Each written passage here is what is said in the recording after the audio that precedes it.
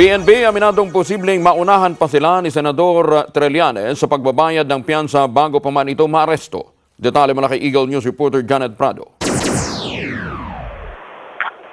Hanggang ngayon ay wala pa ring hawak na kopya ng warrant of arrest ang pambansang pulisya laban kay Senator Antonio Trillanes kaugnay ng kasong libel na isinampa ni dating Makati Mayor John Binay. Sinabi ni PNP spokesman Police Chief Superintendent Welvin Mayor na sakaling makarating sa kanila ang kopya ng mandamiento de arresto ay handa naman umano sila na ipatupad ang kautusan ng korte. Dahil wala naman anyang pinipili o iniiwasan ng PNP sa mga sinisilbihan ng warrant of arrest.